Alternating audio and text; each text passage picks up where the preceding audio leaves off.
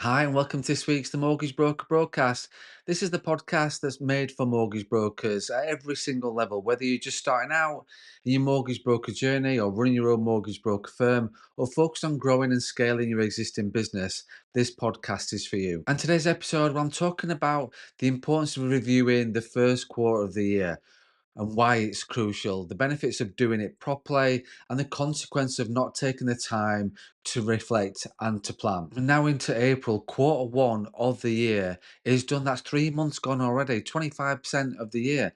And it's time to ask yourself, where are you? Are you where you expected to be? And let's be real, New Year's resolutions, they will be long gone now for most people. The excitement of January, the fresh start to the year, the big goals, all of that can fade fast unless you have systems and process in place to review, reflect, and adjust. Being self employed means you don't have that manager breathing down your neck to hold you accountable. You have to do that for yourself. So that's what I want to get into in today's episode. And if this is your first time listening, I'm your host, Craig Skelton. I'm a mortgage business owner and mentor and coach, and I'm here to help self employed mortgage brokers and business owners build the business that they want. This podcast is all about giving you practical advice and the right mindset to help you grow personally and professionally.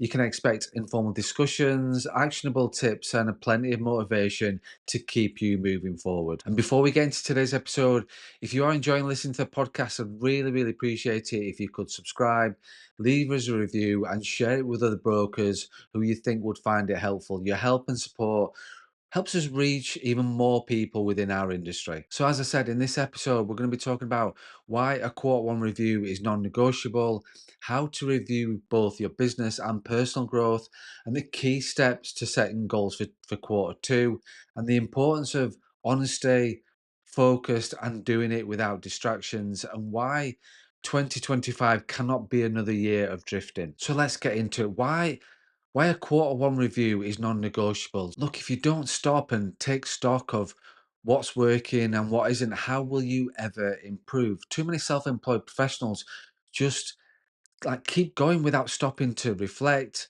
and then they wonder why they aren't seeing the growth that they want. So let's look at the benefits of reviewing the first quarter of 2025. You get clarity on your progress, where you are compared to where you wanted to be. Are you ahead, on track, or behind?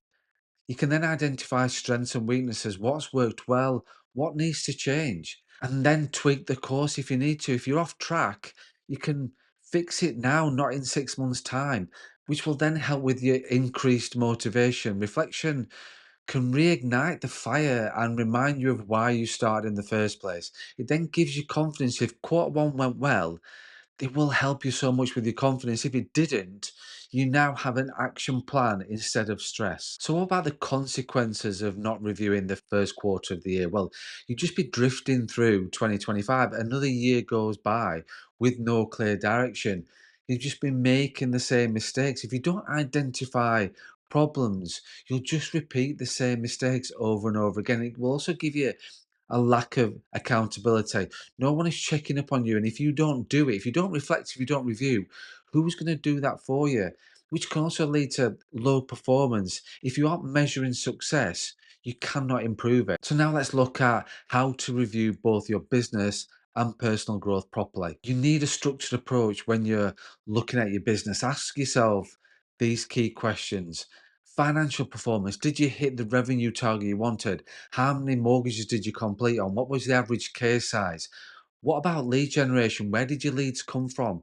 Are you focusing on the most effective channels? What about client experience? How is your service? Are you getting the referrals you want? Do you have systems in place for follow ups and repeat business, retaining clients too? How is your time management? Are you spending too much time on admin? Have you automated enough? What about marketing and branding? Is your content consistent? Are you staying visible to your audience? What about team and processes? If you have got staff, how are they performing? If you are solo, then are your systems efficient? And write these down. Be brutally honest with yourself. There's no point pretending things are going well if they're not. It's also important to review your personal growth too. Running a business isn't just about numbers. You are the business, your mindset, your energy, and your habits determine your success. So, on that basis, you need to be asking yourself, did you set new habits in 2025? Are you still doing them, or have they faded away? How is your mindset? Are you positive, focused, or are you overwhelmed and just reactive all the time? Are you developing yourself? What books, courses, webinars, or coaching have you invested in? What about work-life balance? Are you burning out? Are you making time for what matters outside of work? What's important to you? What about your health and well-being?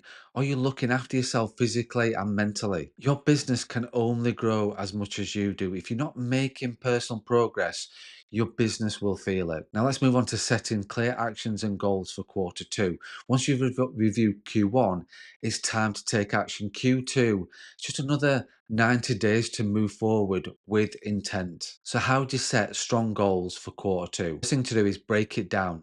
Set goals for income, revenue, lead generation, client experience, marketing, and personal growth. And be specific. I want more clients is just far too weak. You can't manage that. You can't, that's not tangible. You want to be thinking things like, I will generate 20 new leads per month through LinkedIn is a strong, clear, actionable goal to achieve. You also need to set deadlines. Don't just say someday or this Monday or next week. Give yourself a time frame. You need to measure success. How will you know when you've achieved it? Define that outcome and plan weekly actions. What small steps will you take each and every week to move forward towards the goal? You also need to do the review the right way. But what do I mean by that is to get most out of the process, you need the right environment and the right mindset to review and set goals. Take time away from your normal place of work. Go to like a coffee shop or a hotel lounge or even in just a different room. Don't be in front of your desk. Don't be where you normally work every single day. And also, one thing that gets overlooked is about doing it at the right time of day too. Think about, don't just try to review your business when you're exhausted at 10 o'clock at night because it's on your to-do list that day. Don't do it. Do it when you've got a clear head, when you've got clarity. So do it at the right time of day that is right for you. And with no distractions, no phones, no emails, no interruptions, no anything whatsoever. And you need to be honest. There's no point sugarcoating things. You've got to be brutally honest with yourself. You're doing this for yourself. So just a few of my final thoughts to make quarter two and the rest of 2025 count, because we're 3 months into the year. You still have time to make 2025 the year you want it to be. But if you don't stop and review and plan, you will blink and it will be December and you'll be wondering, where the hell did that year go? Where did 2025 go? And as we're at the end of quarter one, first week in April, take this week to sit down, reflect, and set clear actions for quarter two. Hold yourself accountable because as a self employed professional, no one else is going to do that for you. So that's it. That's this week's Mortgage Broker broadcast. Next week, we're getting into a bit more detail about starting local and being the local mortgage broker. And if you've enjoyed this podcast, please leave me a review, please subscribe, please share it with fellow brokers.